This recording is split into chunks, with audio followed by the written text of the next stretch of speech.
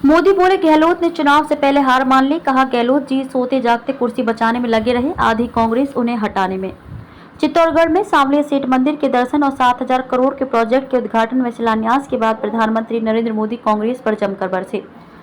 मेवाड़ में भाजपा के चुनावी अभियान को आगे बढ़ाते हुए कहा कि राजस्थान की संस्कृति यहाँ की विरासत पर गर्व करने की है, लेकिन 5 साल की कांग्रेस सरकार ने राजस्थान की साख को तबाह कर दिया है। राजस्थान में हर गरीब को पक्की छत दी जाएगी और हर घर तक नल कनेक्शन दिया जाएगा। भाजपा सामूहिक नेतृत्व में ही चुनाव लड़ेगी, ये साफ करते हुए उन्होंने कहा कि हमारा चेहरा सिर्फ कमल है। मोदी ने कहा कि कांग्रेस ने झूठ बोलकर सरकार जरूर बना ली, लेकिन चला नहीं पाई। मुख्यमंत्री अशोक गहलोत बैठते उठते सोते जागते मुख्यमंत्री की कुर्सी बचाने में लगे रहे और आधी कांग्रेस उन्हें कुर्सी से हटाने में लगी रही। अपने बेटे को बचाने और दूसरे के बेटे को उखाड़ने में लगे रहे, लेकिन लूट मचाने के मामले में पूरी कांग्रेस में सहमति रही। यहाँ अपराधी, दंगाई, भ्रष्टाचारी और कांग्रेस नेता खुद को सरकार मानकर बैठा है। ऐसी सरकार को एक दिन भी नहीं रहना चाहिए। मुख्यमंत्री गहलोत जी को पता है कि राजस्थान में सरकार की विदाई का काउंटडाउन शुरू हो चुका है। दिल्ली में बैठे लोगों को भले ही भरोसा ना हो, लेकिन गहलोत जी को पता है कि सरकार जा रही है, इसलिए वे आग्रह कर रहे हैं कि भाजपा सरकार बनने के बाद उनकी योजनाओं को बंद न किया जाए।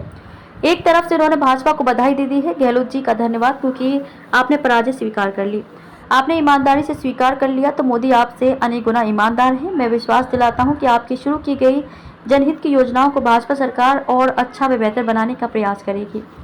जिन्होंने पैसा लूटा उनके खिलाफ कार्रवाई होगी। यह मोदी की गारंटी है कि जिन्होंने पैसा लूटा, भ्रष्टाचार किया, ये लोग मोदी को चाहे कितना गाली दे दे, करप्शन पर कठोर कार्रवाई जारी रहेगी।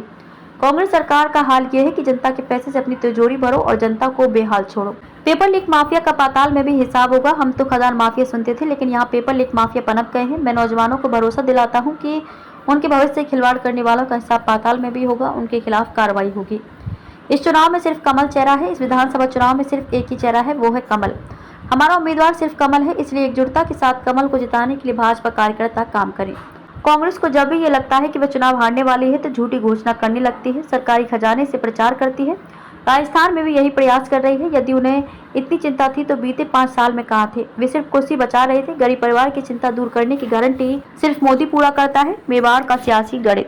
मेवाड़ यानी उदयपुर संभाग, इनमें 6 जिले बांसवाड़ा, चित्तौड़गढ़, डूंगरपुर, राजसमंद, उदयपुर और प्रतापगढ़ शामिल हैं। मेवाड़ वागड़ संभाग में कुल 28 विधानसभा सीटें हैं, जहां पर बीजेपी का दबदबा है। 2018 के चुनाव में 28 में से 15 सीटों पर भाजपा को जीत मिली थी, जबकि 10 सीटों पर कांग्रेस और 3 पर अन्य जीते थे। मेवाड़ में जिसकी पार्टी वही राजस्थान की सत्ता पर।